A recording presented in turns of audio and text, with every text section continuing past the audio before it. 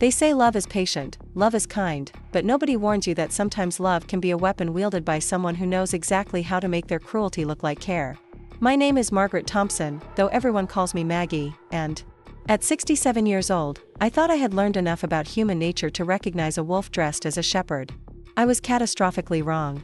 The man I married 8 years ago, the man who stood in our church and promised to love and protect me until death do us part, had been slowly killing me one helpful gesture at a time. What I'm about to share with you isn't just a story about marriage or even about abuse, it's about how sometimes the most dangerous predators are the ones who convince everyone, including yourself, that they're your savior. Before we jump back in, tell us where you're tuning in from, and if this story touches you, make sure you're subscribed, because tomorrow, I've saved something extra special for you.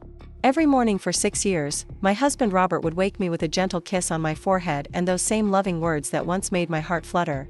"Good morning, beautiful. Let me help you downstairs so you don't hurt yourself." His voice was always so tender, so full of what seemed like genuine concern for my welfare. Bob would slip his strong arm around my waist, supporting what he claimed was my frail frame, and slowly guide me down the 17 steps from our bedroom to the kitchen below. To anyone watching, we were the picture of marital devotion, an older couple navigating the challenges of aging together with grace and mutual care. The people of Willowbrook, Pennsylvania, where we had made our home, often commented on what a lucky woman I was to have found such a devoted second husband. "That Robert Thompson is a treasure," Mrs. Davidson from next door would say, watching from her window as Bob helped me to the car for my frequent doctor visits. Not many men would be so patient with a wife who needs so much assistance. The ladies at St. Mary's Catholic Church would nod knowingly when Bob would excuse us early from coffee hour, explaining that I needed to rest my aching joints. Even my own daughter Jenny, a nurse practitioner who lived 2 hours away in Philadelphia, would smile with relief during her monthly visits, grateful that her mother had found someone so willing to care for her declining health.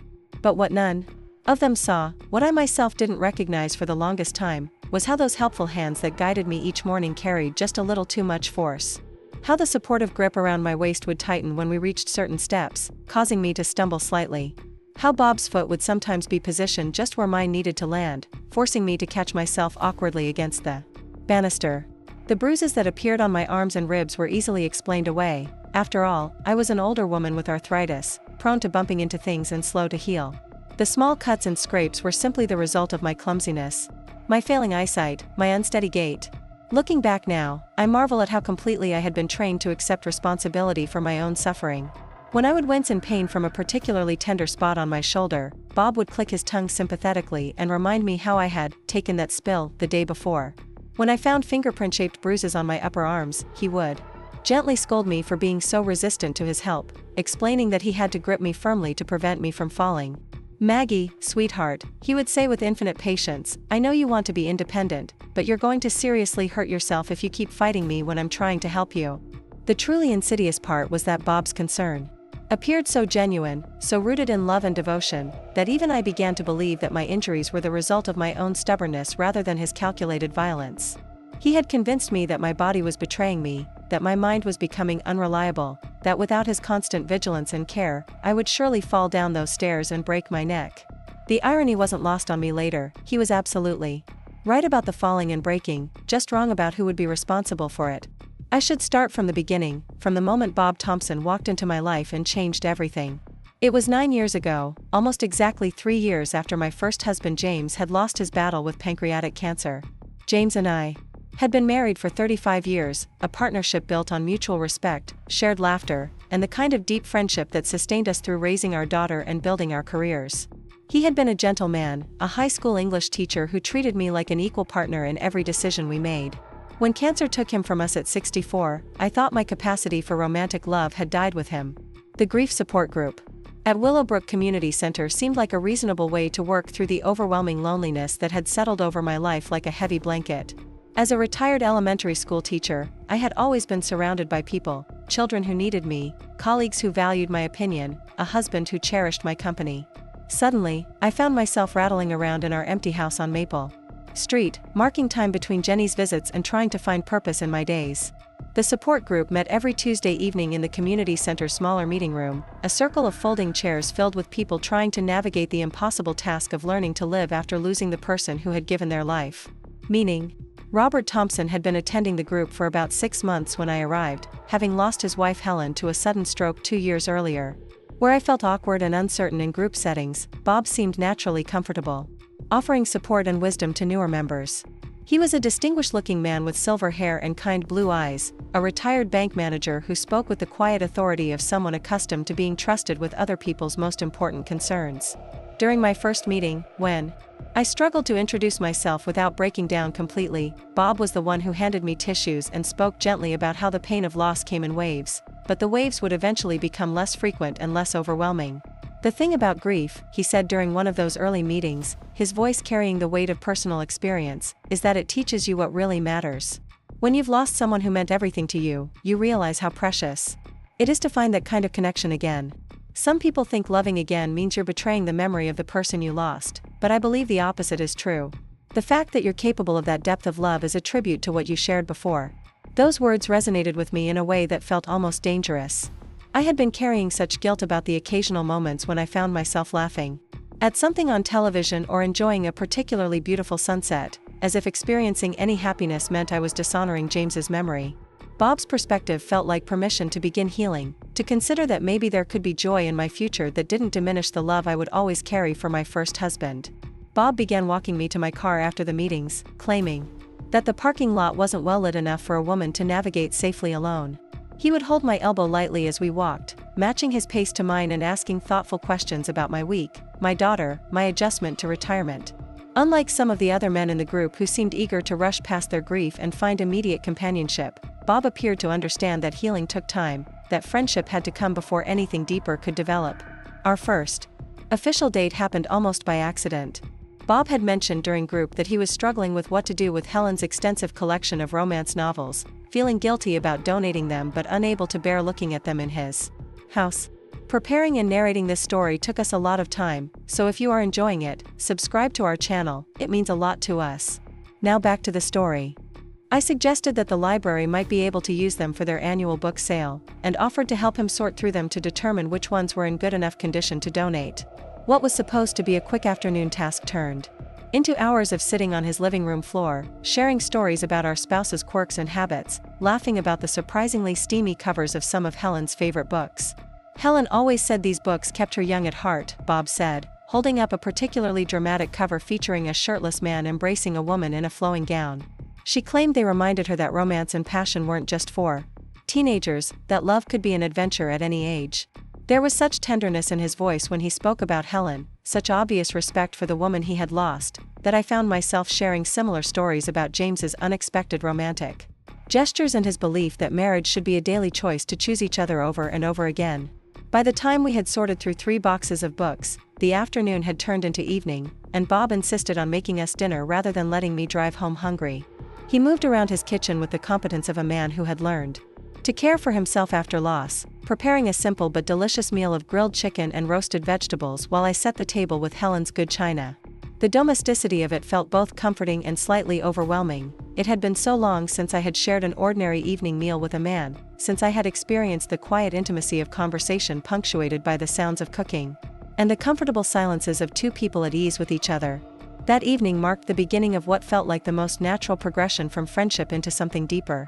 Bob never pushed or pressured, never made me feel like I needed to compare what we were building to what I had shared with James. Instead, he seemed to understand intuitively that I needed to feel safe before I could feel cherished, that trust had to be established before vulnerability could be risked. He would call me a few times a week just to check in, not because he needed anything but because he wanted to hear my voice and know how my day had gone. He started attending the same Sunday service at St. Mary's, claiming that he had been meaning to find a church home and liked the warmth of the congregation there. The small gestures accumulated over months into something that felt like the foundation of a genuine partnership. Bob would show up at my house with groceries when he knew I was having a difficult day with my arthritis, never making a big production of it but simply unpacking items and preparing a meal as if it were the most natural thing in the world. He helped me winterize my garden and rake the autumn leaves, tasks that had become challenging since James died and that I had been dreading tackling alone. When my old car started making concerning noises, Bob insisted on taking it to his trusted mechanic and refused to let me pay for the repairs, claiming that he considered it an investment in my safety and his own peace of mind. More than the practical help, though, it was Bob's emotional availability that began to heal the loneliness that had felt permanent after James's death. He remembered details about my conversations with Jenny, asking follow-up questions about her work stress or her teenage son Tyler's latest academic achievements. He listened with genuine interest when I shared stories about my former students or my concerns about changes in the education system. Most importantly, he never seemed to grow impatient with my occasional moments of sadness about James, never made me feel like I needed to hide my grief or pretend it no longer existed in order to make room for new feelings. When Bob finally told me he was falling in love with me, 8 months after that first evening sorting through Helen's books, it felt like the most natural progression in the world. We were sitting on my front porch on a warm spring evening, watching the sunset paint the sky in shades of pink and gold, when he reached for my hand and spoke the words I hadn't realized I was hoping to hear. "Maggie," he said quietly, his thumb tracing gentle circles across my knuckles, "I know this might be complicated, and I don't want to pressure you or rush into anything you're not ready for. But I need you to know that I've fallen in love with you. Not as a replacement for Helen, and not because I'm trying to fill some empty space in my life.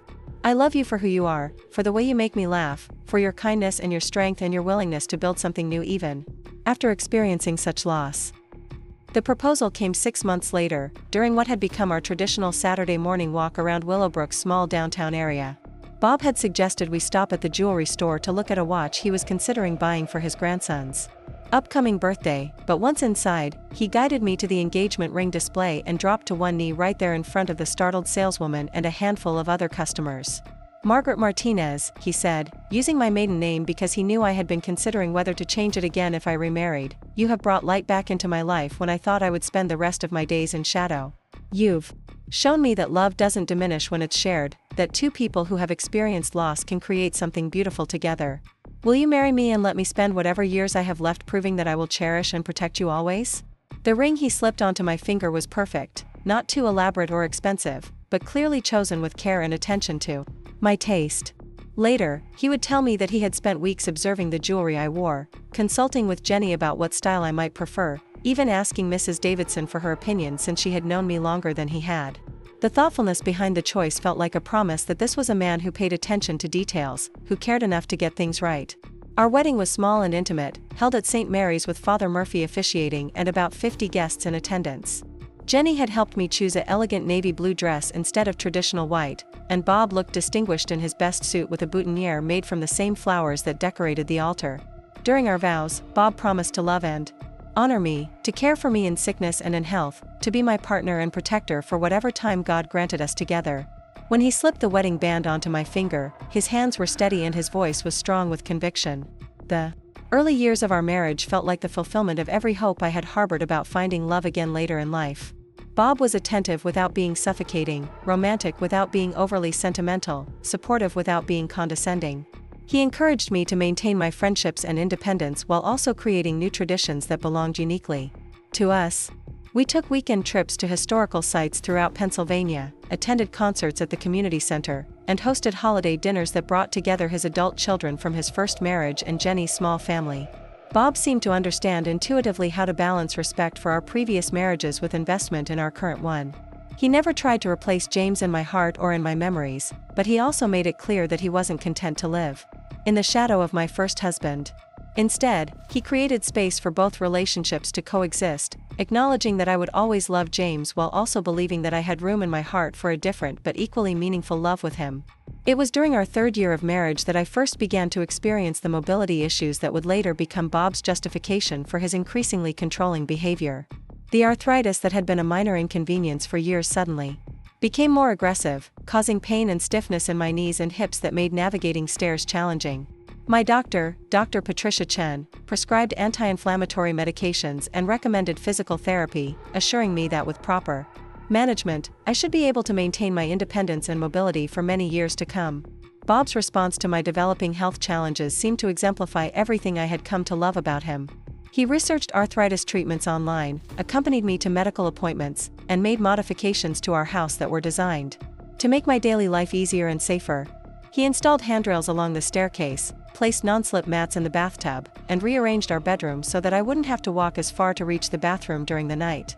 Most touchingly, he insisted on helping me up and down the stairs each morning and evening, claiming that he couldn't bear the thought of me falling and injuring herself when he was right there to provide assistance. Maggie, love, he would say when I protested that I was perfectly capable of managing the stairs on my own. I know you're strong and independent, and I'm not trying to treat you like an invalid. But these stairs are steep, and if something happened to you when I could have prevented it, I would never forgive myself. Please let me help you. It makes me feel useful, and it gives me peace of mind knowing you're safe. How could I argue with such loving concern? How could I insist on independence when doing so would cause worry and distress to the man who had promised to care for me? The rational part of my mind understood that Bob's help was motivated by love and genuine concern for my welfare. The fact that I occasionally felt a little unsteady after our morning descents could easily be attributed to the combination of arthritis stiffness and the natural disorientation of transitioning from sleep to wakefulness. It wasn't until much later that I would understand how skillfully Bob had begun training me to doubt my own perceptions and accept his version of reality as the only reliable truth. The first crack in Bob's perfect facade appeared so subtly that I almost missed it entirely. It was during our 4th year of marriage, just after we had returned from what had been a wonderful week-long vacation to the Finger Lakes region of New York. We had stayed at a charming bed and breakfast, spent our days touring wineries and antique shops, and our evenings sitting by the lake watching the sunset paint the water in brilliant shades of orange and purple. Bob had been the perfect travel companion, patient with my need for frequent rest stops, enthusiastic about visiting the historical sites that interested me, and endlessly accommodating when my arthritis flared up after particularly active days. The change happened the morning after we returned home. I had been looking forward to sleeping in our own bed again and resuming our familiar routines, but something about Bob's demeanor during our morning stair descent felt different. His grip around my waist was tighter than usual, almost possessive, and when I commented on how nice it felt to be home, he made a sound that might have been agreement but felt more like dismissal. When we reached the kitchen, instead of his usual routine of starting coffee while I settled into my favorite chair by the window, Bob immediately began sorting through the mail that had accumulated during our absence. "Look at this," he said, with an edge to his voice that I had never heard before, holding up what appeared to be a credit card statement. "Do you see what happens when we're away and not keeping track of our finances? They've charged us interest on the balance because the automatic payment didn't go through on time." I moved closer to see what he was talking about, but Bob folded the statement and tucked it into his shirt pocket before I could read the details. "It's nothing for you to worry about, Maggie. I'll handle it. But this is exactly why I keep telling you that I should be managing all of our financial matters. When you try to keep track of bills and payments, things like this happen." The accusation stung because I had always been meticulous about finances during my marriage to James and in the years after his death.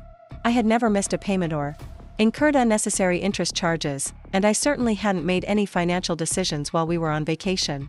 But when I tried to point this out, Bob's expression shifted into something that looked like patient tolerance for a confused elderly woman. "Sweetheart," he said in the tone one might use with a child who was insisting that the sky was green, "I'm not blaming you for anything. I know you think you're staying on top of everything, but the reality is that managing finances is getting more complicated than it used to be. Online banking, automatic payments, credit card security features, it's a lot for anyone to keep track of, especially someone who's dealing with health issues and the normal effects of aging." The conversation left me feeling unsettled in a way I couldn't quite articulate. Bob's words were reasonable, even caring, but something about the interaction felt wrong. When Jenny called later that day to ask about our trip, I found myself hesitating when she asked if everything was okay at home. How could I explain that my husband's concern for my financial competence felt somehow threatening? How could I voice suspicions about a man who had just spent a week pampering me and ensuring that I was comfortable and happy? Over the following weeks, Bob's comments about my abilities became more frequent and more pointed. When I mentioned that I had made an appointment with Dr. Chen to discuss adjusting my arthritis medication, Bob frowned and asked if I was sure I had communicated my symptoms accurately. When I told him about a conversation I had with Mrs. Davidson about her grandson's college plans, he wondered aloud whether I might have misunderstood some of the details, since Mrs. Davidson had mentioned to him that the boy was actually planning to attend community college rather than the 4-year university I thought she had said. Each individual comment was reasonable, even thoughtful. Bob wasn't being cruel or obviously manipulative, he was simply expressing concern that I might be having difficulty processing information accurately. But the cumulative effect was to make me question my own perceptions and memories in ways that felt profoundly destabilizing. I began second-guessing conversations I had with other people, double-checking appointments I was certain I had made correctly, and deferring to Bob's version of events even when it contradicted my own clear recollections. The changes in Bob's behavior during our morning stair routine were even more subtle. Where he had once chatted pleasantly about his plans for the day or asked about mine, he became focused and silent during our descent, his attention apparently concentrated entirely on the task of getting me safely to the kitchen. His grip around my waist, which had always been firm and supportive, began to feel restrictive, as if he were controlling my movement rather than simply assisting it. When I tried to move at my own pace or pause to look out the landing window at Mrs. Davidson's garden, Bob would gently but persistently guide me forward, murmuring about the importance of maintaining momentum to avoid falls. The thing about stairs, he explained one morning when I commented that I felt like he was rushing me, is that hesitation and inconsistent pacing are what cause accidents. When you stop and start, or when you try to change your rhythm halfway down, that's when people lose their balance and fall. I'm just trying to help you maintain a steady, safe pace. His explanation made perfect sense, and I felt foolish for having interpreted his guidance as anything other than protective concern. After all, Bob had done extensive research about mobility and fall prevention after my arthritis diagnosis. He had consulted with Dr. Chen about the best ways to assist me, had read articles about aging and safety, and had even attended a caregiver support group to learn techniques for helping elderly spouses maintain their independence while staying safe. If he believed that a consistent pace was important for stair safety, then surely I should trust his judgment rather than my own possibly flawed perceptions. But my body began to tell a different story than the one Bob was presenting. I started noticing bruises on my arms and torso that I couldn't remember acquiring. When I mentioned them to Bob, he would examine them with apparent concern and remind me of incidents I couldn't recall, bumping into the bathroom door frame in the middle of the night, catching my arm on the kitchen cabinet while reaching for a dish, knocking against the porch railing while watering my plants. His recollections were always detailed and plausible, delivered with the kind of gentle patience that made me feel guilty for not remembering these episodes myself. "I'm worried about you, Maggie," he said one evening as he applied arnica cream to a particularly dark bruise on my shoulder. "These memory lapses are becoming more frequent. You seem to be having more difficulty keeping track of where you've been and what you've done during the day. Maybe we should mention this to Dr. Chen at your next appointment." The suggestion that I might be experiencing cognitive decline was terrifying in a way that made it almost impossible to examine rationally. My mother had developed dementia in her 70s, and I had watched her struggle with the gradual loss of her mental faculties until she no longer recognized her own family. The possibility that I might be following the same path was so frightening that I found myself clinging to Bob's assessments and guidance rather than trusting my own increasingly uncertain perceptions. Bob's takeover of our household management happened so gradually that I barely noticed it was occurring. He began handling all of our correspondence, explaining that the volume of mail was overwhelming and that much of it was solicitations or scams designed to take advantage of elderly people. He took over grocery shopping, claiming that the crowds and noise at the supermarket were becoming stressful for me and that he enjoyed the opportunity to ensure we were eating the healthiest possible foods. He started managing our social calendar, making decisions about which invitations to accept and which activities might be too tiring for someone dealing with chronic pain and mobility issues. Each change was presented as a loving gesture, a way for Bob to lighten my load and reduce the stress that might be contributing to my health problems. When I protested that I was perfectly capable of reading my own mail or choosing my own groceries, Bob would look hurt and confused, as if I were rejecting his efforts to care for me. He never raised his voice or became angry. Instead, he would speak sadly about how difficult it was to watch someone you love struggle with tasks that used to be simple, and how helpless he felt when I refused his assistance. "I'm not trying to take over your life, Maggie," he would say with the kind of wounded sincerity that made me feel like a selfish and ungrateful wife. "I'm trying to take care of you the way you took care of me when I was struggling with grief. After Helen died. You were so patient with me then, so understanding when I needed extra support. All I'm asking is that you let me return that kindness now that you're going through a difficult time." The comparison to his grief period was particularly effective because it reminded me of how lost and vulnerable Bob had seemed when we first met, and how much satisfaction I had found in being able to provide comfort and support during his healing process. If he was now trying to reciprocate that care, how could I reject it without seeming petty and selfish? The fact that my current situation was different, that I was dealing with physical limitations rather than emotional trauma, somehow got lost in the emotional weight of his appeal to my compassion and sense of fairness. Bob's concern for my safety extended beyond our daily stair routine to encompass almost every aspect of my life. He began insisting on accompanying me to all of my medical appointments, explaining to Dr. Chen and the staff that he wanted to ensure that important information wasn't missed or misunderstood. During these visits, Bob would sit beside me taking detailed notes, asking follow-up questions about treatment recommendations, and occasionally correcting or supplementing my descriptions. of symptoms or concerns. Maggie sometimes understates her pain levels, he would tell Dr. Chen with a concerned smile. She's always been stoic, but I think she's experiencing more discomfort than she admits. I've noticed that she's much more unsteady in the mornings. And she's been having more episodes of confusion and memory problems.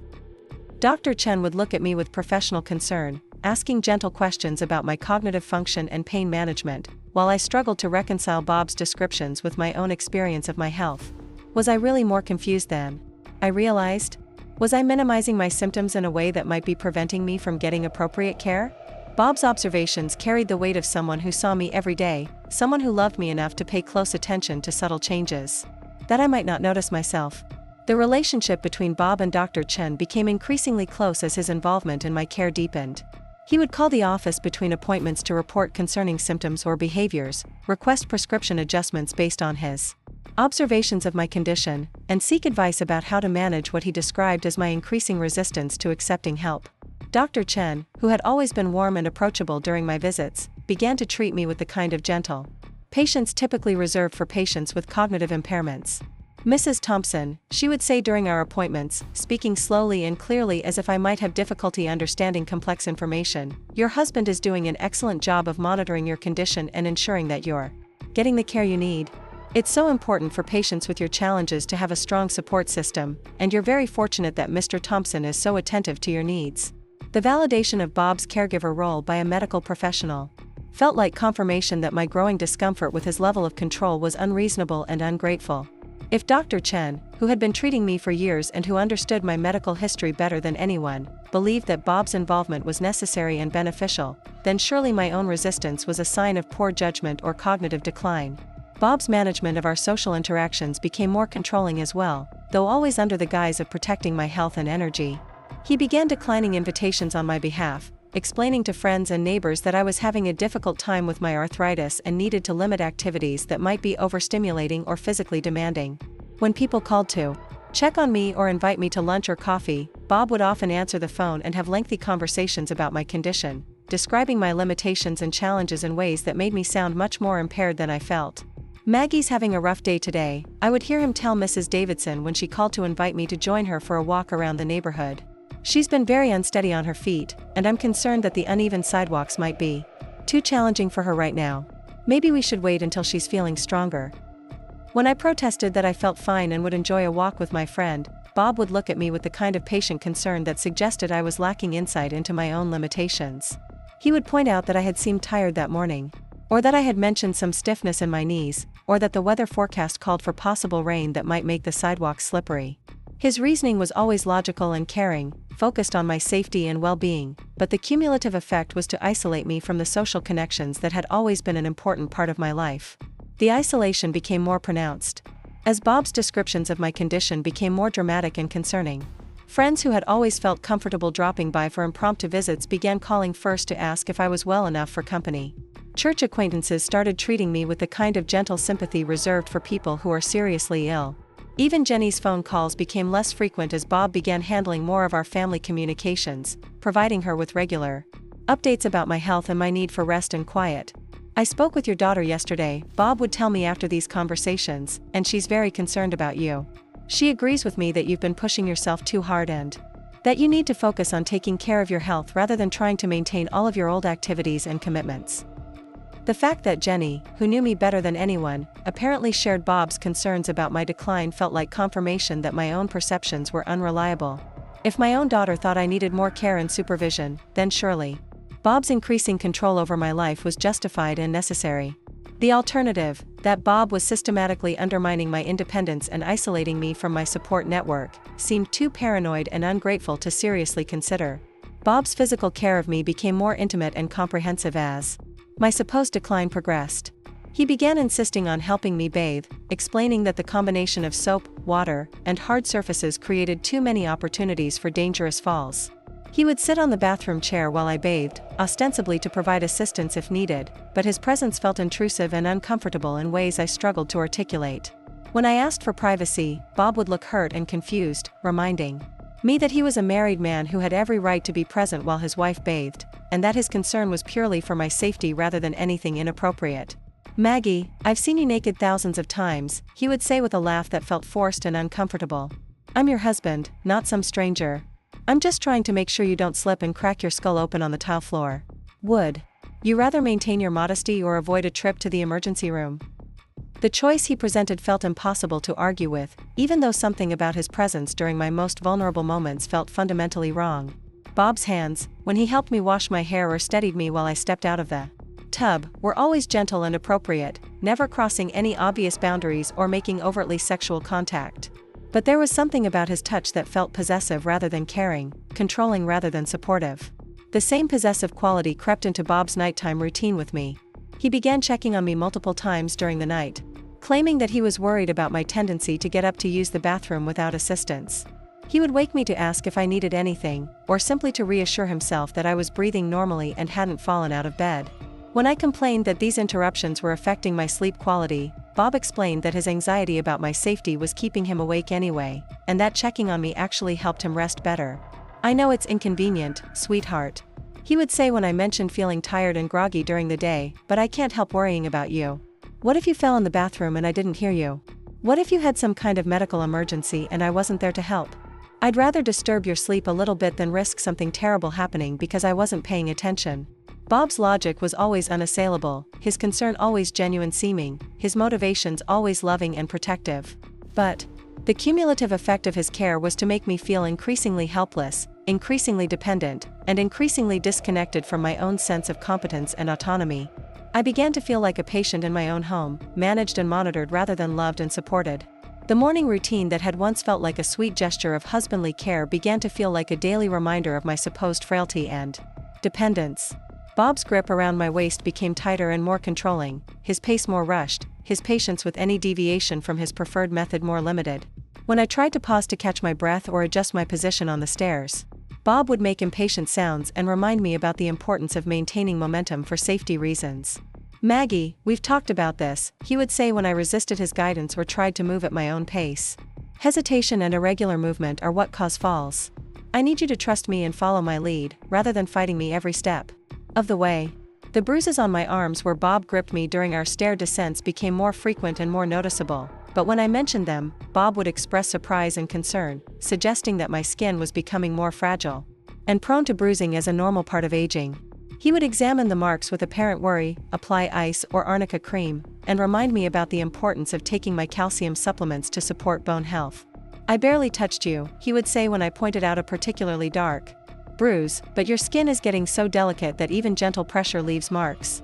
We should probably mention this to Dr. Chen. It might be a sign that your circulation isn't as good as it should be, or that your medication is affecting your blood clotting." Bob's explanations were always medically plausible and delivered with genuine seeming concern for my welfare. The possibility that he was deliberately causing these injuries never occurred to me because his behavior was so consistently caring and protective. The idea that my loving husband might be systematically harming me while maintaining a facade of devotion was simply too horrifying and paranoid to seriously consider. As our 5th year of marriage progressed, Bob's control over my life became nearly absolute. He managed all of our finances, made all of our social plans, handled all communication with family and friends, and supervised virtually every aspect of my daily routine.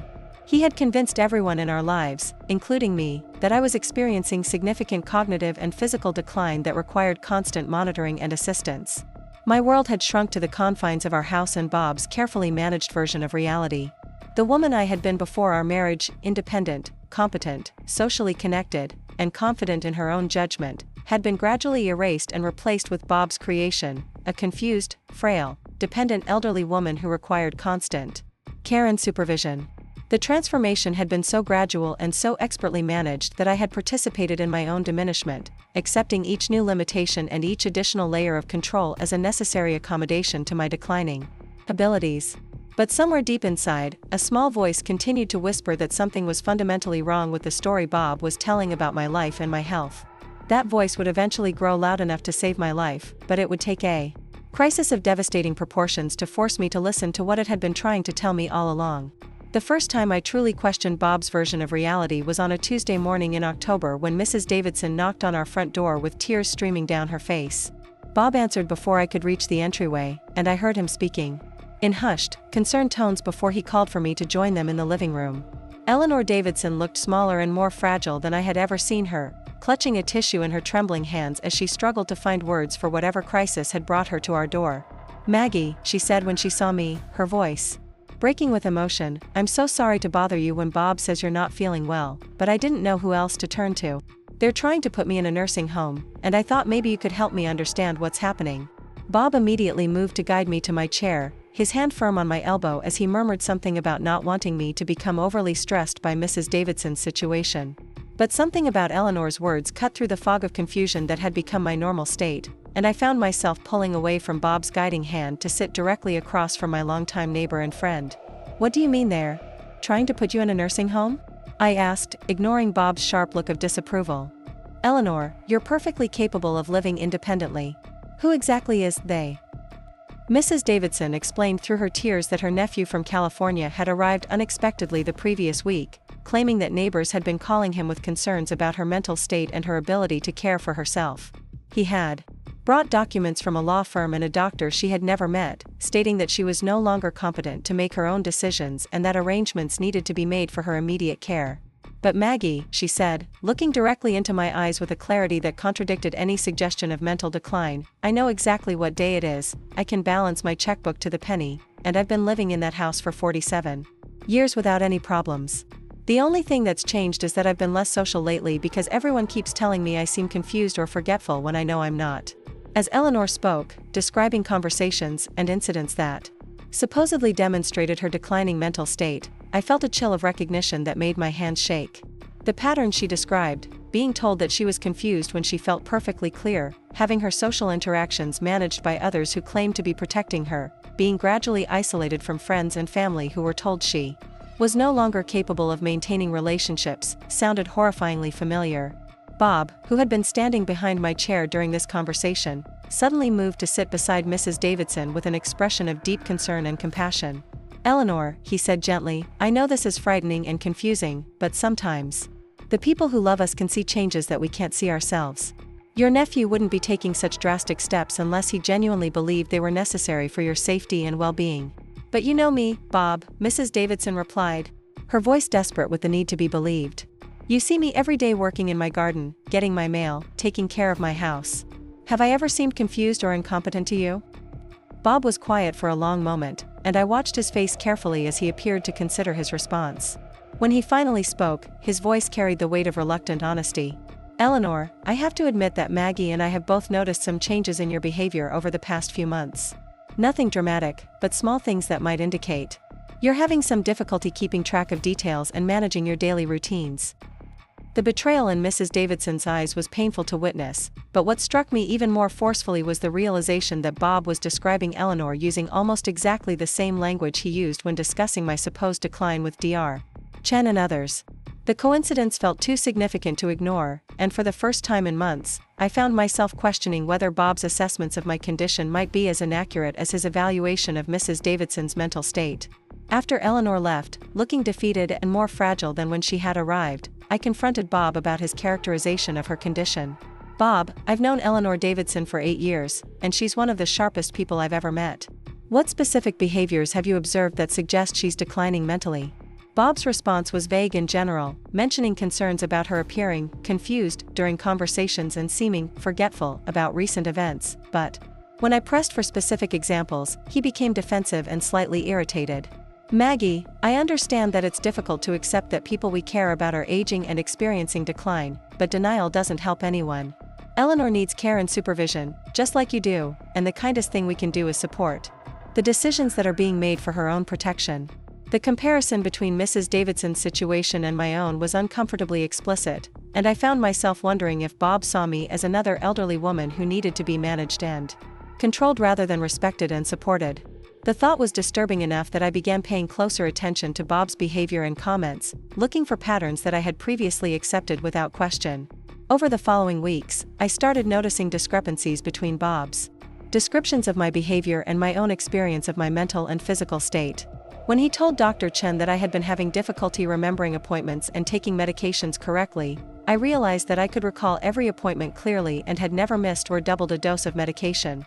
When he mentioned to church friends that I was becoming increasingly antisocial and resistant to leaving the house, I remembered multiple occasions when I had expressed interest in activities that Bob had declined on my behalf. Most troubling was the realization that Bob's accounts of my daily activities often included details that didn't match my memory of events. He would describe conversations I supposedly had with him where I appeared confused or agitated, incidents where I had allegedly fallen or stumbled, and episodes of disorientation that I had no recollection of experiencing. When I questioned these discrepancies, Bob would respond with patient concern about my memory problems, suggesting that my inability to recall these events was itself evidence of cognitive decline. The gaslighting was so expertly executed that it took me weeks to trust my own perceptions enough to consider that Bob might be deliberately fabricating or exaggerating these incidents. The idea that my husband might be systematically lying about my condition to others, and possibly to himself, was so disturbing that I found myself resisting the conclusion even as the evidence accumulated. My growing suspicions about Bob's truthfulness extended to other aspects of our relationship that I had previously accepted without question. I began to notice that the financial statements and medical bills that Bob handled were never left where I could examine them, and that his explanations for our household expenses often seemed vague or inconsistent.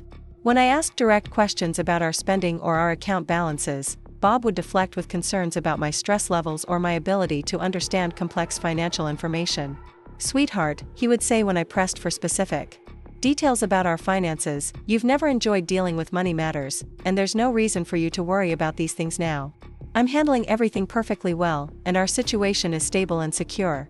The important thing is for you to focus on your health and let me take care of the practical details." But I had always been competent with financial management, and Bob's insistence that I had never been interested in money matters contradicted decades of evidence to the contrary. During my marriage to James, I had handled most of our household budgeting and investment decisions. After his death, I had successfully managed my finances independently for 3 years before marrying Bob.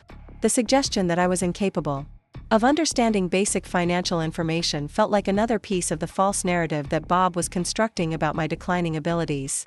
The morning routine that had once seemed like loving care began to feel increasingly like a performance designed to reinforce my supposed frailty and dependence. Bob's movements during our stair descent became more theatrical, his grip more obviously controlling, his comments about my unsteadiness more frequent and pointed. When we encountered neighbors or visitors during these morning sessions, Bob would make sure to highlight my need for assistance and his own dedication to providing it. "As you can see," he would say to Mrs. Patterson from across the street when she stopped by to drop off some homemade cookies, "Maggie really needs my help getting around these days. I can't imagine what would happen to her if she tried to navigate these stairs on her own." The performance aspect of Bob's caregiving became more apparent as I began to notice that my supposed symptoms were always most pronounced when we had an audience. During private moments, when no one else was present to witness my alleged frailty, Bob's assistance was less dramatic and his comments about my limitations less frequent. But whenever we were in public or had visitors, my need for support became more obvious and Bob's devoted care more prominently displayed. The realization that Bob might be exaggerating or even fabricating my symptoms for public consumption was deeply unsettling, but it also sparked a determination to understand what was really happening in our marriage. I began keeping a private journal, hidden in my bedroom dresser, where I recorded my own perceptions of my health and abilities alongside Bob's descriptions of my condition. The discrepancies between the two accounts were striking and consistent. According to my journal, I was experiencing some arthritis pain and stiffness, particularly in the mornings, but was generally capable of managing my daily activities without significant difficulty. I could think clearly, remember recent events accurately, and maintain conversations without confusion or disorientation. According to Bob's accounts to others, I was experiencing severe cognitive decline, dangerous mobility issues, and emotional instability that required constant monitoring and intervention. The journal also revealed patterns in Bob's behavior that I had not previously recognized. His criticism and control were always disguised as concern for my welfare. His isolation of me from friends and family was always justified by my supposed need for rest and quiet. His takeover of household management was always presented as a way to reduce my stress and confusion. Every restriction he imposed on my life was framed as a loving gesture designed to protect and care for me. But beneath the surface of Bob's solicitous care, I began to detect something darker and more calculating. There was a possessiveness in his touch that felt more like ownership than affection. There was a satisfaction in his voice when he described my limitations to others that seemed disproportionate to genuine concern. There was a consistency in his undermining of my confidence and autonomy that felt too systematic to be coincidental. The physical evidence of Bob's true intentions became harder to ignore as well. The bruises on my arms and torso were appearing with increasing frequency, always in places that would be covered by clothing and always with explanations that Bob provided before I had time to form my own understanding of how they might have occurred. When I began documenting these injuries in my journal, along with Bob's explanations for them, I noticed that his accounts often included details that didn't match my memory of the alleged incidents.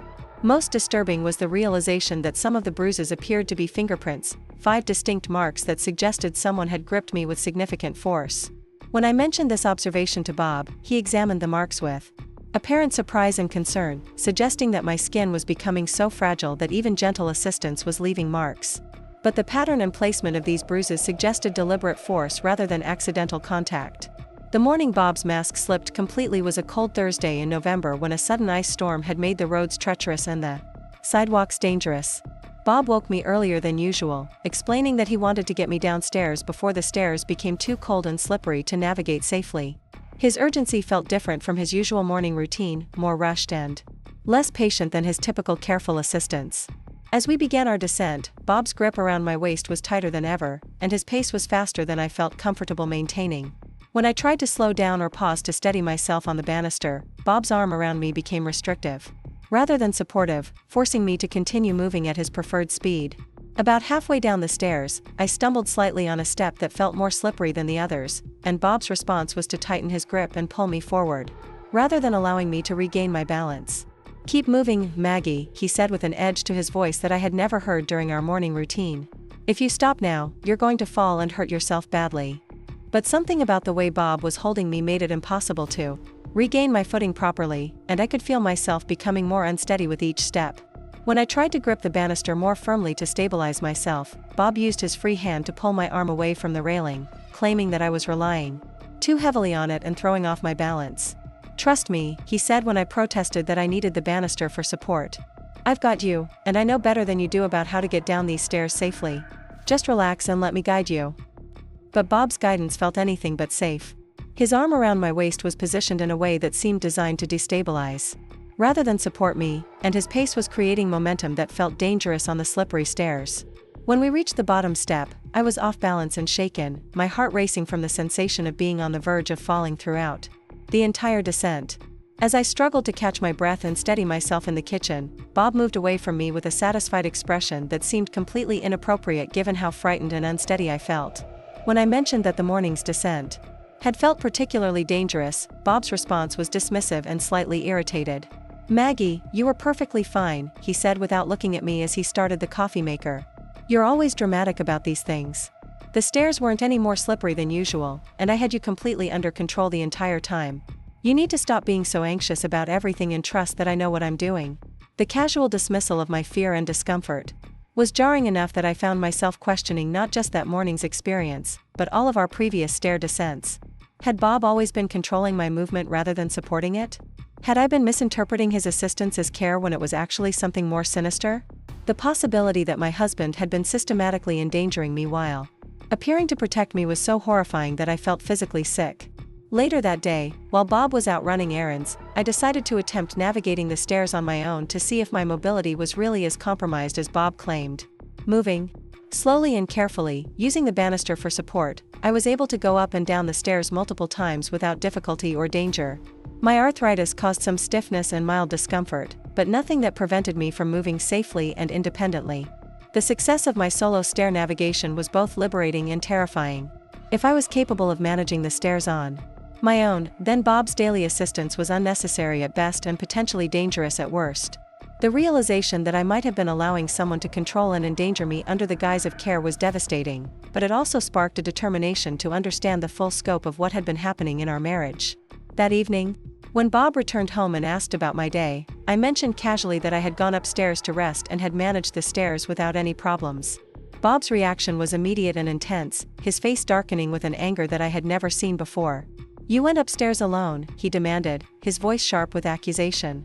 "Maggie, that was incredibly irresponsible and dangerous. What if you had fallen? What if you had hurt yourself seriously while I wasn't here to help you?" When I pointed out that I had managed perfectly well and felt no danger during the ascent or descent, Bob's anger escalated rather than subsiding. He began pacing around the kitchen, gesticulating as he explained all the ways my independent navigation could have resulted in serious injury or death. His reaction seemed disproportionate to the situation, and his insistence that I was incapable of safely managing something I had just successfully accomplished felt like confirmation that his version of my abilities was deliberately inaccurate. "From now on," Bob said with finality, "you are not to use those stairs without my assistance. I don't care how capable you think you are, you're not a good judge of your own limitations, and I'm not going to risk your safety because of your stubborn pride."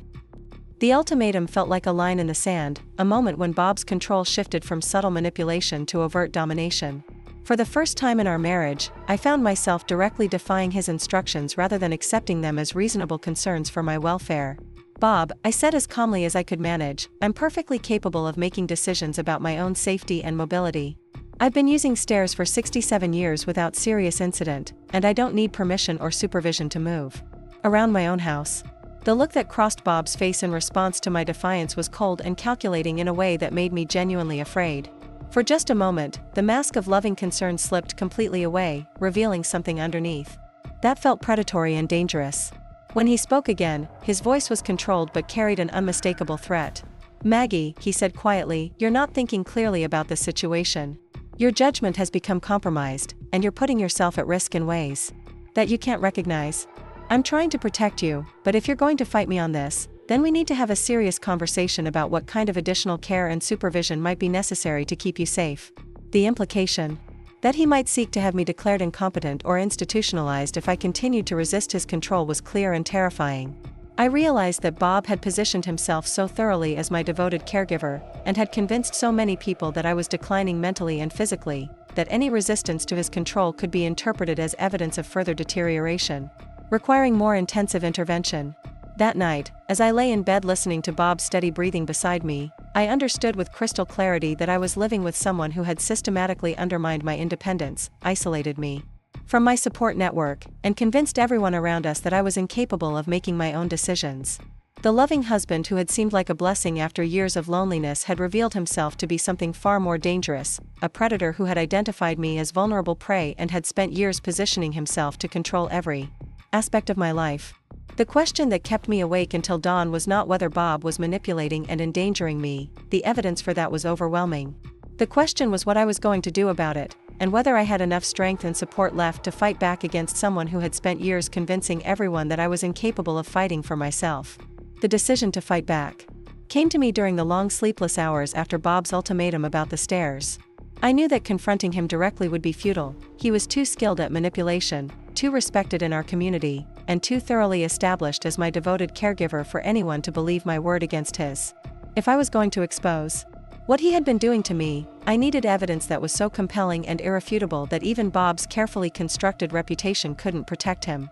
The first step was regaining some measure of independence without alerting Bob to my growing awareness of his true nature.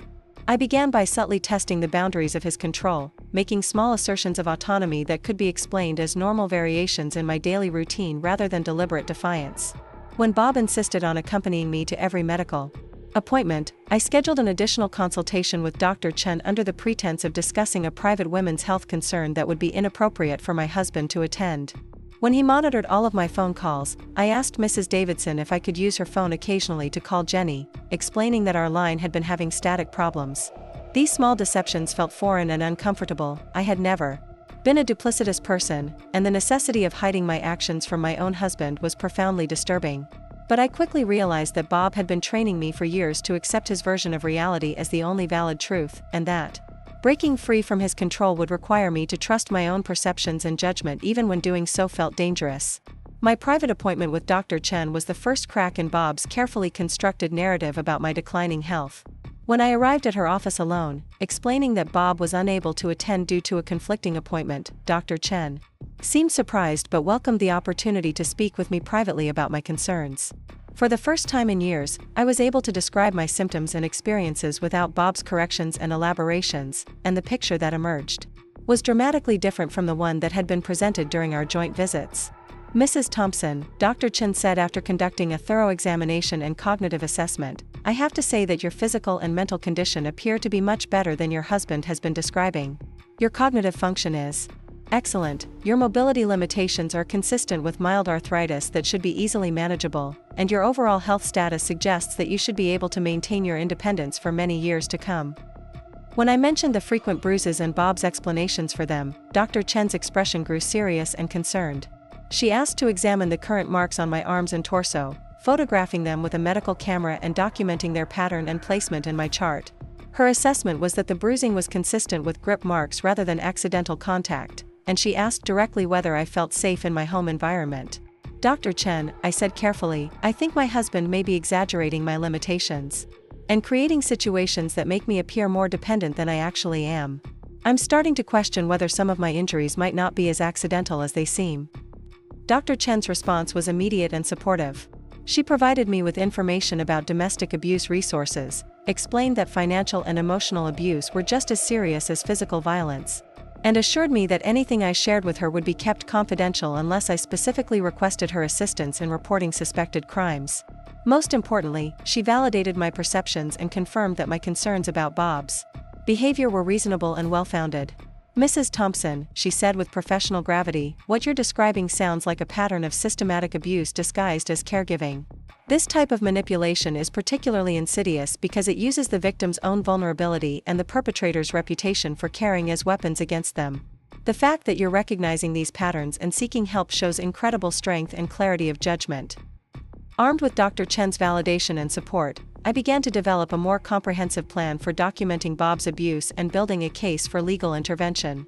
The challenge was gathering evidence without alerting Bob to my investigation, since any indication that I was questioning his control could prompt him to escalate his abuse or take steps to have me institutionalized before I could expose his crimes. I started by secretly photographing my injuries with an old digital camera that I had hidden in my bedroom dresser, creating a visual record of the pattern and frequency of bruising that contradicted Bob's explanations about accidental contact. I expanded my private journal to include detailed accounts of Bob's behavior during our daily interactions, noting discrepancies between his public persona and his private treatment of me. Most importantly, I began reaching out to reconnect with friends and family members who had been gradually isolated from my life under Bob's management. The conversations with people who had known me before my marriage to Bob were both validating and heartbreaking. Jenny, when I was finally able to speak with her privately during one of my calls from Mrs. Davidson's house, expressed relief that I seemed more like my old self than I had in years. She confided that she had been increasingly worried about my apparent decline but had felt helpless to intervene since Bob always seemed so knowledgeable about my medical needs and so dedicated to my care. "Mom," Jenny said with tears in her voice, "I've been so scared that I was losing you to some kind of dementia or depression. You seemed so different during your visits, confused and frail and dependent in ways that didn't match the strong, independent woman who raised me. But talking to you now, you sound exactly like yourself again. What's been going on?" Explaining the situation to Jenny was one of the most difficult conversations of my life. The idea that her stepfather had been systematically abusing and manipulating me was almost as hard for her to accept as it had been for me to recognize. But Jenny's medical training helped her understand the psychology of caregiver abuse, and her love for me motivated her to believe my account even when it contradicted everything she had observed about Bob's devotion during family visits. "Mom," she said with the fierce protectiveness that I remembered from her childhood, "we're going to stop this. We're going to get you away from him and make sure he faces consequences for what he's done. But we have to be smart about it. If he's as manipulative as you're describing, we need to build an airtight case before we make any moves that might put you in more danger." Jenny's support gave me the courage to expand my investigation and reach out to other potential allies.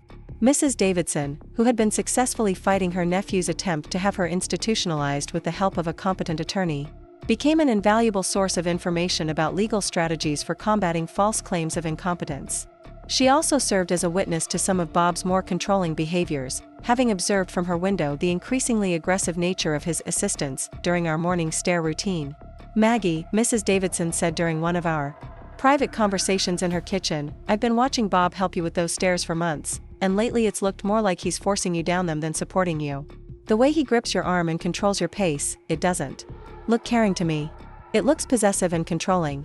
Eleanor's observations were particularly valuable because they came from someone who had no reason to lie and who was positioned to witness Bob's behavior when he believed he was unobserved. Her account of seeing him deliberately position himself to destabilize me during our descents, combined with her descriptions of his satisfied expressions when I appeared to struggle, provided crucial external validation of my own experiences. The breakthrough in building my case came when Tyler, Jenny's 16-year-old son who was spending a weekend with us, accidentally discovered Bob's hidden financial records while looking for a computer charger in Bob's home office. Tyler, who had always been curious about technology and had a talent for finding information that others tried to hide, stumbled across a locked filing cabinet that Bob had apparently forgotten to secure properly. "Grandma Maggie," Tyler said quietly when he found me alone in the kitchen, "I think Uncle Bob has been stealing money from you. I found some papers that show he's been moving money from accounts with your name on them into accounts that only have his name. And there are some really weird medical bills for treatments that it doesn't look like you ever received." Tyler's discovery of Bob's financial fraud provided the concrete evidence I needed to involve law enforcement and financial institutions in my case against him.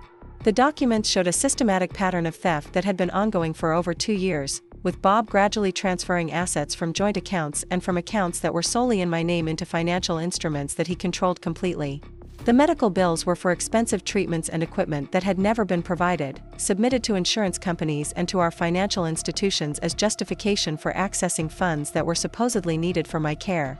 Most damning was a series of emails between Bob and a financial advisor discussing strategies for managing the assets of cognitively impaired elderly clients and maximizing caregiver authority over financial decisions. The correspondence made it clear that Bob had been systematically portraying me as mentally incompetent in order to gain control over my finances, and that he had been planning to eventually liquidate all of my assets under the guise of paying for long-term care that I didn't actually need. With Tyler's evidence in hand, along with the medical documentation from Dr. Chen and the witness statements from Mrs. Davidson, Jenny helped me contact both the police and an attorney who specialized in elder abuse cases. Michael Rodriguez, the lawyer who had handled James's estate and who had known our family for years, was horrified when I explained what had been happening in my marriage to Bob. "Maggie," Michael said with professional anger that barely masked his personal outrage, "what you're describing is a textbook case of elder abuse involving financial exploitation, emotional manipulation, and physical assault. The evidence you've gathered is substantial, but we need to move carefully to ensure your safety while we build the strongest possible case against Bob." Michael's strategy involved coordinating with Detective Sarah Williams, a specialist in domestic abuse cases who understood the complexities of prosecuting crimes committed by respected community members against vulnerable victims. Detective Williams was particularly skilled at handling cases where the perpetrator had successfully convinced others that their abuse was actually care, and where the victim's credibility had been systematically undermined by the abuser's manipulation. "Mrs. Thompson," Detective Williams said during our first meeting, "I want you to know that everything you've told me is consistent with a sophisticated pattern of abuse that we see more often than most people realize. Elder abuse is one of the most underreported crimes in our society, partly because perpetrators like your husband are so skilled at maintaining public personas that contradict their private behavior." The investigation that followed was both exhausting and liberating. Detective Williams worked with financial crime specialists to trace Bob's theft of my assets, with medical experts to document the injuries he had inflicted under the guise of providing care, and with social workers to interview the friends and family members who had witnessed changes in my behavior during my marriage. The picture that emerged was of a predator who had identified me as an ideal victim, recently widowed, financially comfortable, socially isolated, and vulnerable to manipulation by someone who presented himself as a caring protector. The most difficult part of the investigation was maintaining the pretense of normalcy with Bob while evidence was being gathered against him. Detective Williams had advised me that alerting Bob to the investigation before charges were filed could prompt him to destroy evidence, flee the jurisdiction, or escalate his abuse in ways that could put my life in danger. So I continued to participate in our daily routines, including the morning stare ritual that I now understood was designed to reinforce my supposed helplessness while providing Bob with opportunities to hurt me in ways that appeared accidental. The knowledge that I was documenting Bob's crimes rather than simply enduring them gave me strength to tolerate behavior that had once made me feel powerless and afraid. When he gripped my arm too tightly during our stair descents, I mentally noted the pressure and timing for my evening journal entries. When he made dismissive comments about my cognitive abilities in front of others, I recognized the statements as part of his systematic campaign to undermine my credibility. When he isolated me from social contacts or medical appointments, I understood that he was attempting to maintain control over the narrative about my health and competence. The morning that Bob's world began to collapse was a crisp Tuesday in February when Detective Williams and 2 other officers arrived at our door with a warrant for his arrest on charges of elder abuse, financial exploitation, assault, and fraud. Bob answered the door in his bathrobe, having just finished helping me downstairs for what would turn out to be the last time, and his initial response was the confused concern of a devoted husband who couldn't understand why police were interested in his family. Officers, Bob said with the kind of respectful cooperation that had always served him well in dealing with authority figures. I'm not sure what this is about, but I'm happy to help with whatever information you need. Is this about Mrs. Davidson's situation? Because I've been very concerned about her mental state and the decisions her family is making about her care. Detective Williams's response was professional but firm.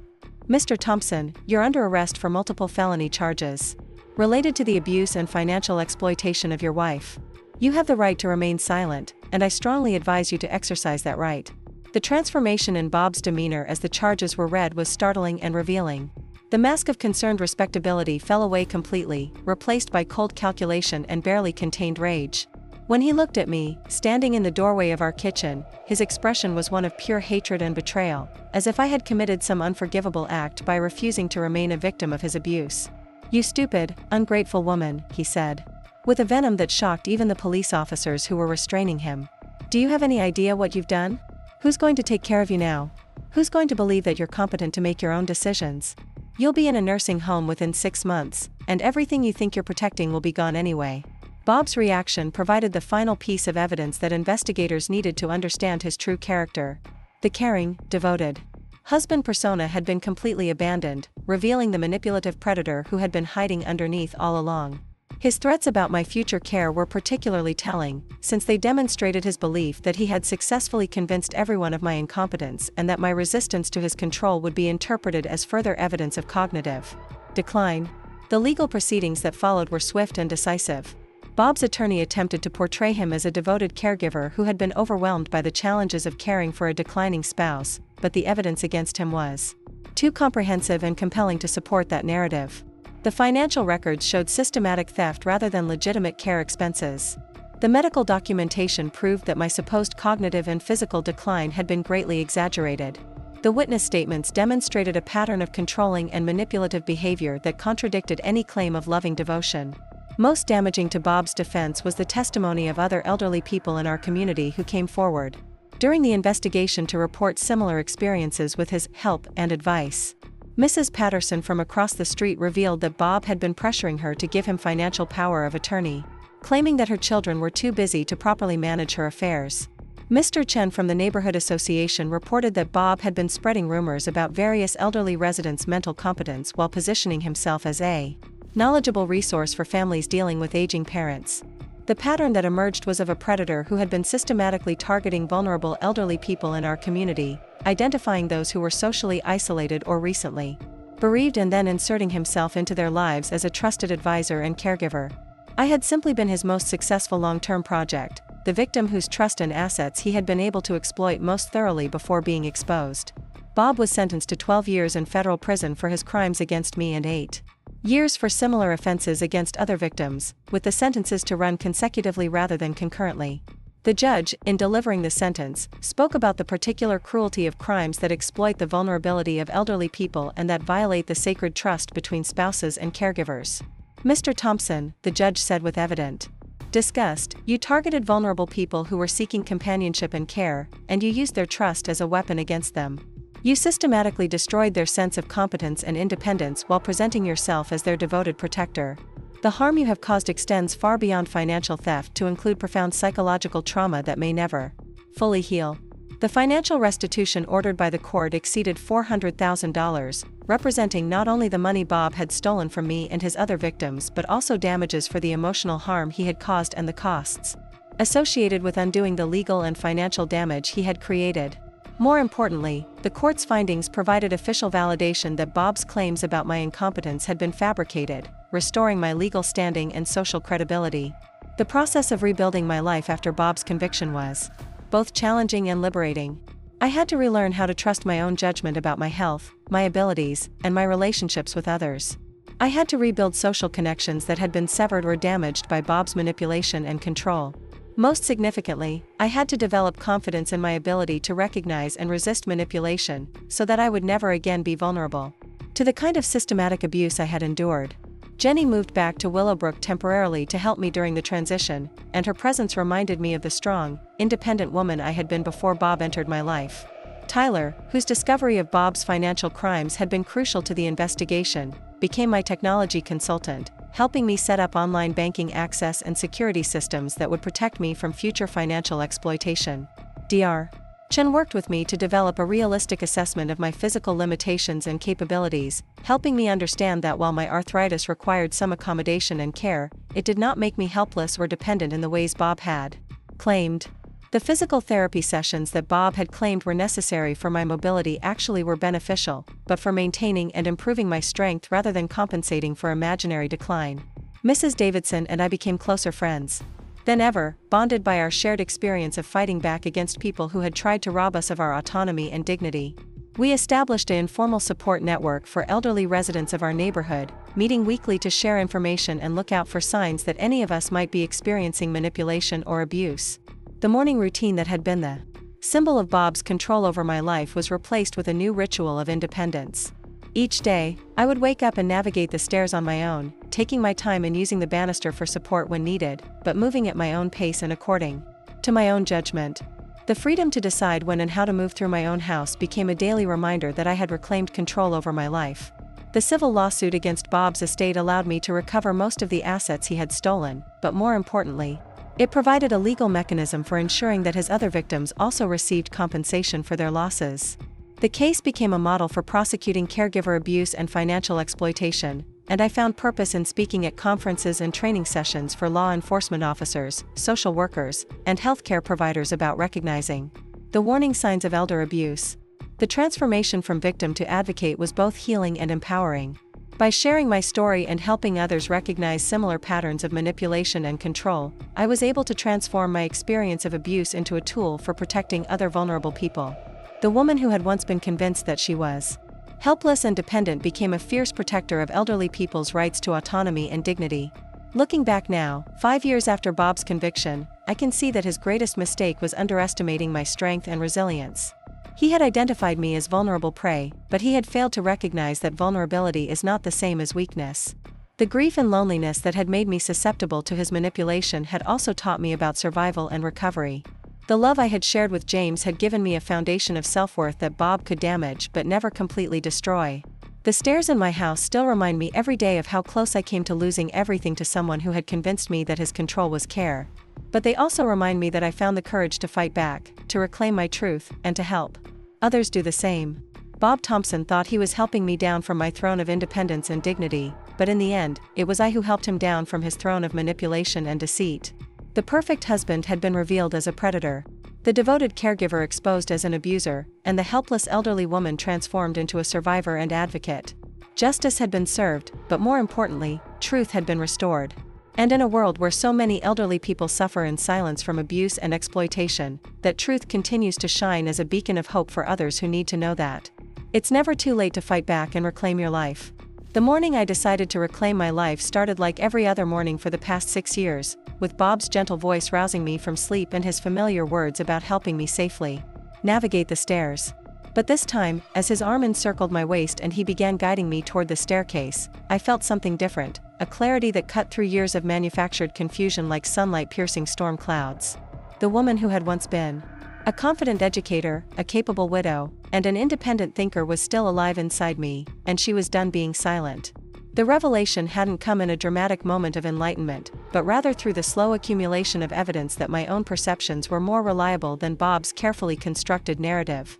Mrs. Davidson's crisis had been the catalyst, showing me how easily a sharp, capable woman could be portrayed as declining and incompetent by people who had their own agendas. But the true awakening came when I began documenting the discrepancies between Bob's descriptions of my condition and my actual experiences, creating a record that revealed the systematic nature of his deception. As we descended the stairs that morning, I paid careful attention to Bob's movements and positioning, analyzing them with the critical thinking skills that had served me well during 30 years of teaching. His grip on my waist was possessive rather than supportive, designed to control my movement rather than assist it. His pace was rushed and inconsistent, creating the very instability he claimed to be preventing. Most tellingly, his attention seemed focused on manufacturing moments of unsteadiness rather than helping me maintain my balance. When we reached the kitchen, instead of accepting Bob's assessment that I had needed extra support due to morning stiffness, I quietly tested my own stability and found that I felt perfectly steady and alert. The realization that Bob's assistance was not only unnecessary but actively harmful crystallized into a determination to understand the full scope of what had been happening in our marriage. While Bob prepared breakfast, moving around the kitchen with the kind of theatrical efficiency that suggested he was performing caregiving rather than simply making food, I began observing him with the same analytical attention I had once applied to understanding difficult students. There was something performative about his movements, something calculated about the way he monitored my reactions and responses. When he spoke to me, his tone carried the kind of exaggerated patience typically used with small children or cognitively impaired adults, despite the fact that I was responding to his comments with perfect clarity and appropriate complexity. The performance became more obvious when our neighbor Mr. Peterson stopped by to drop off some mail that had been delivered to his house by mistake. Bob immediately shifted into his role as the devoted caregiver, making sure that Mr. Peterson noticed how he was managing my medication schedule, preparing my specially modified breakfast, and monitoring my confusion about the date and weather. But the confusion Bob described was entirely fictional. I knew exactly what day it was, had been following the weather forecast with interest, and was perfectly capable of managing my own medication if I chose to do so. She's having one of her more difficult mornings, Bob explained to Mr. Peterson with the kind of loving concern that would have been touching if it had been based in reality. The cognitive issues seem to be worse when she doesn't sleep well, and she was quite restless. Last night, I had slept perfectly well and felt mentally sharp, but Bob's description was delivered with such conviction and apparent intimate knowledge that Mr. Peterson nodded sympathetically and looked at me with the kind of gentle pity reserved for people experiencing mental decline. The interaction was a masterclass in how to manufacture a perception of incompetence while appearing to be protective and caring. After Mr. Peterson left, I decided to test Bob's reaction to a direct assertion of my own perceptions. "Bob," I said calmly, "I actually slept very well last night and I'm feeling quite alert this morning. I'm not sure why you told Mr. Peterson that I was having cognitive difficulties." Bob's response was swift and expertly calibrated to make me doubt my own experience. "Sweetheart," he said with the kind of patient gentleness that somehow managed to be both loving and condescending, "I think the fact that you don't remember being restless last night might be part of the problem we're dealing with. You were tossing and turning for hours, talking in your sleep, and even getting up to wander around the house. I had to guide you back to bed several times." The detailed account of events that I had no memory of experiencing was disorienting and frightening, exactly as Bob intended it to be. But instead of accepting his version of reality as I had been trained to do, I found myself questioning whether these alleged episodes had actually occurred or whether they were part of Bob's systematic campaign to convince everyone, including me, that I was declining mentally and physically. That afternoon, while Bob was at his weekly volunteer commitment at the community center, I conducted a careful examination of our house, looking for evidence of the nighttime wandering he had described. If I had been walking around the house for hours during the night, there should be some trace of my presence: disturbed items, moved furniture, lights left on, doors unlocked.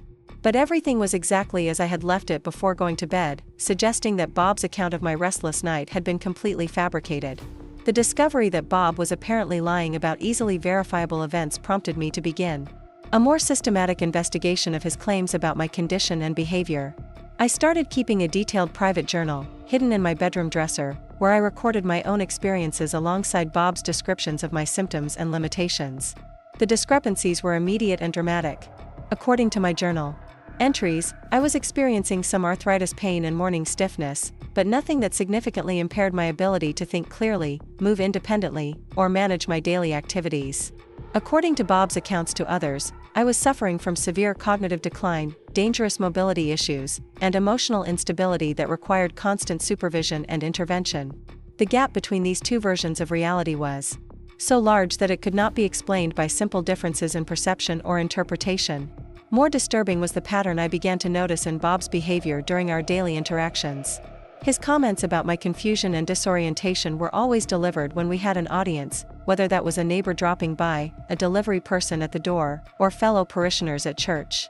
During private moments, when no one else was present to witness my supposed symptoms, Bob's references to my limitations were much less frequent and dramatic. The performance aspect of Bob's caregiving became impossible to ignore once I began paying attention to it. When Mrs. Davidson stopped by for coffee, Bob made sure to mention my difficulty remembering recent conversations and my need for constant reminders about basic tasks. When the grocery delivery arrived, Bob would speak loudly about my confusion regarding dates and appointments while I was clearly within earshot. When we attended church services, Bob would make subtle references to my declining mental state while appearing to protect my dignity by speaking quietly to concerned parishioners. But during the hours when we were alone together, Bob's behavior was markedly different. He would engage me in complex conversations about current events, ask for my opinions on household decisions, and treat me as a competent adult partner rather than a confused patient. The contradiction between his public and private treatment of me suggested that his portrayal of my condition was strategic rather than genuine. The realization that Bob might be deliberately exaggerating or even fabricating my symptoms was so disturbing that I initially resisted accepting it as a possibility. The idea that my husband, the man who had promised to love and protect me, might be systematically undermining my credibility and independence was almost too horrible to contemplate. But the evidence was accumulating too rapidly and consistently to ignore. I decided to test Bob's claims about my physical limitations by attempting to perform activities that he insisted were beyond my capabilities. While he was out running errands, I carefully navigated the stairs multiple times, finding that I could manage them safely and comfortably using the handrail for support. I prepared a complex meal that required multiple steps and ingredients, completing it without confusion or difficulty. I balanced our checkbook and reviewed our recent financial statements, discovering that my mathematical and analytical skills were perfectly intact. Most importantly, I called Dr. Chen's office and scheduled a private appointment to discuss my concerns about the discrepancies between my own experience of my health and Bob's descriptions of my condition. The appointment was scheduled for a time when Bob believed I would be resting, and I arranged for Mrs. Davidson to drive me to the medical center so that my visit would not appear on any transportation records that Bob might review.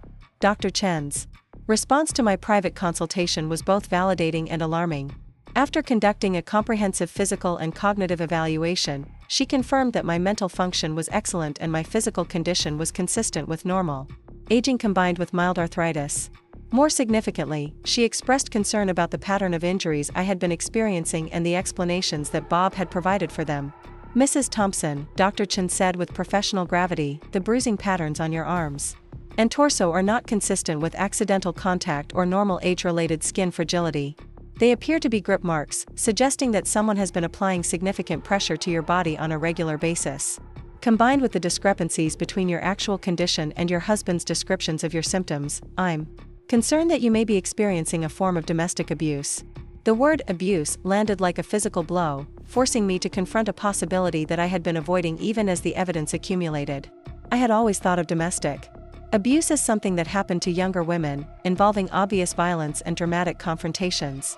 The idea that it could take the form of systematic psychological manipulation combined with subtle physical control had never occurred to me. Dr. Chen explained that elder abuse was far more common than most people realized, and that it often took the form of financial exploitation and emotional manipulation rather than overt violence. Perpetrators frequently used the victim's vulnerability and the community's perception of them as devoted caregivers to mask their true intentions. The fact that Bob was so respected in our community and so apparently dedicated to my care actually made him a more effective abuser, since no one would think to question his motives or methods. The type of manipulation you're describing is sophisticated and calculated, Dr. Chen continued. Your husband has systematically undermined your confidence in your own perceptions while positioning himself as the only reliable interpreter of your condition. He's isolated you from independent sources of validation and support while building a public narrative that makes you appear incompetent and dependent. This is not accidental or well-intentioned, it's a deliberate strategy to gain control over your life and resources. Dr. Chen provided me with information about elder abuse resources and legal protections, but she also warned me that exposing Bob's behavior would be challenging given how thoroughly he had established his reputation as a caring husband and how completely he had convinced others of my supposed decline. Any attempt to reveal the truth would require careful documentation and strategic planning to ensure that my accusations would be taken seriously rather than dismissed as the confused ramblings of an elderly woman with cognitive issues. Armed with professional validation of my concerns, I began developing a comprehensive plan to document Bob's abuse and build a case for legal intervention. The first step was secretly photographing the bruises and injuries that Bob had been inflicting, under the guise of providing care. Using an old digital camera that I kept hidden in my bedroom, I created a visual record of the grip marks, pressure bruises, and other evidence of deliberate harm that contradicted Bob's explanations about accidental contact. I also expanded my private journal to include detailed accounts of Bob's manipulative behaviors, his contradictory statements about my condition, and the specific ways he controlled and restricted my activities. The written record revealed patterns that were invisible when examined individually but damning when viewed as part of a systematic campaign of abuse and control. Most importantly, I began reaching out to reconnect with family members and friends who had been gradually eliminated from my life under Bob's management. The conversations were difficult and sometimes heartbreaking, as I discovered how thoroughly Bob had convinced people that I was declining and how much my relationships had suffered as a result of his interference. My daughter Jenny was the most crucial ally in building my case against Bob. When I was finally able to speak with her privately, using Mrs. Davidson's phone to avoid Bob's monitoring of our communications, Jenny expressed relief that I sounded more like myself than I had in years. She confided that she had been increasingly worried about my apparent cognitive decline but had felt powerless to intervene since Bob always seemed so knowledgeable about my medical needs and so dedicated to my care. "Mom," Jenny said with tears in her voice, "I've been so scared that I was losing you to dementia or depression. You seemed so different during visits, confused and frail and dependent in ways that didn't match the strong woman who raised me. But talking to you now, you sound exactly like yourself again. What's been happening?" Explaining the situation to Jenny was one of the most difficult conversations of my life, but her medical training helped her understand the psychology of caregiver abuse, and her love for me motivated her to believe my account even when it contradicted everything she had observed about Bob's apparent devotion. More importantly, Jenny was positioned to provide the kind of external validation and support that would be crucial in any legal proceedings against Bob. Jenny's teenage son Tyler also became an unexpected ally when he discovered Bob's financial crimes during a weekend visit to our house. Tyler, who had been helping me with some computer issues, accidentally uncovered evidence that Bob had been systematically stealing from my accounts while submitting fraudulent medical bills to justify the withdrawals. The discovery of concrete financial evidence provided the smoking gun that transformed my case from a domestic dispute into a clear-cut criminal matter. The financial records that Tyler found revealed the true scope of Bob's criminal enterprise. Over the course of 3 years, he had stolen nearly $200,000 from accounts that were solely in my name or jointly held, transferring the money to investments and accounts that he controlled exclusively. The theft had been disguised as medical expenses and care costs, with Bob submitting falsified documentation to banks and insurance companies to justify the withdrawals. Even more damaging were email communications between Bob and financial advisors discussing strategies for managing assets of cognitively impaired elderly clients and maximizing caregiver control over financial decisions. The correspondence made it clear that Bob had been systematically portraying me as mentally incompetent in order to gain access to my money, and that he had been planning to eventually liquidate all of my assets under the pretense of paying for long-term care that I didn't actually need. With Tyler's evidence in hand, along with the medical documentation from Dr. Chen and witness statements from Mrs. Davidson, I contacted both the police and an attorney who specialized in elder abuse cases. Michael Rodriguez, the lawyer who had handled James's estate and who had known our family for years, was horrified when I explained what had been happening in my marriage to Bob. The investigation that followed was both exhausting and liberating. Detective Sarah Williams, a specialist in domestic abuse cases, worked with financial crimes experts to trace Bob's theft of my assets and with medical professionals to document the injuries he had inflicted under the guise of providing care. The picture that emerged was of a sophisticated predator who had identified me as an ideal victim and had spent years systematically exploiting my vulnerability while maintaining a facade of devoted caregiving. The most challenging aspect of the investigation was maintaining the pretense of normalcy with Bob while evidence was being gathered against him. Detective Williams had advised me that alerting Bob to the investigation before charges were filed could prompt him to destroy evidence, flee the jurisdiction, or escalate his abuse in ways that could endanger my life. So I continued to participate in our daily routines, including the morning stare ritual that I now understood was designed to reinforce my supposed helplessness while providing Bob with opportunities to hurt me in ways that appeared accidental. The knowledge that I was documenting Bob's crimes rather than simply enduring them gave me strength to tolerate behavior that had once made me feel powerless and afraid. When he gripped my arm too tightly during our stair descents, I mentally recorded the pressure and timing for my evening journal entries. When he made dismissive comments about my cognitive abilities in front of others, I recognized the statements as part of his systematic campaign to undermine my credibility. The morning of Bob's arrest was a cold Tuesday in February when Detective Williams and 2 other officers arrived at our door with warrants for multiple felony charges including elder abuse, financial exploitation, assault, and fraud. Bob answered the door in his bathrobe, having just completed what would turn out to be our final morning stair descent, and his initial response was the confused concern of a devoted husband who couldn't understand why police were interested in his family. The transformation in Bob's demeanor as the charges were read was startling and revealing. The mask of concerned respectability fell away completely, replaced by cold calculation and barely contained rage.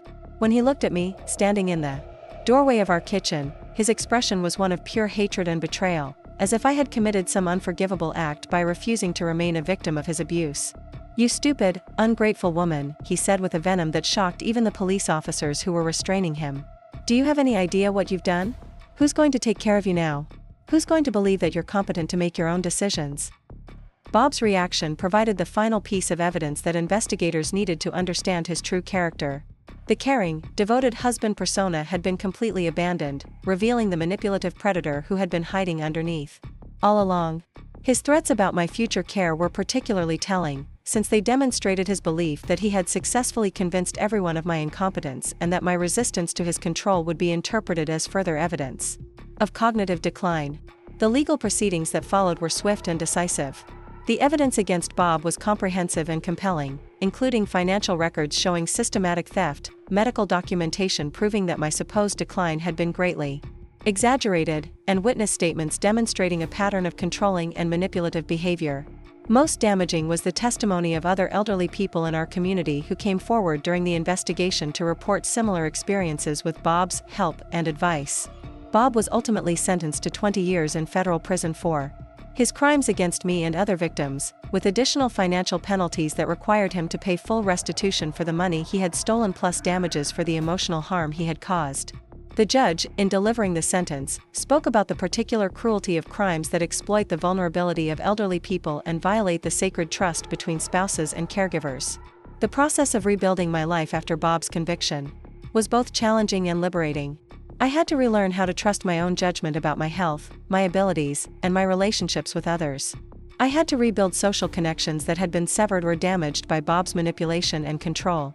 Most significantly, I had to develop confidence in my ability to recognize and resist manipulation, so that I would never again be vulnerable to the kind of systematic abuse I had endured.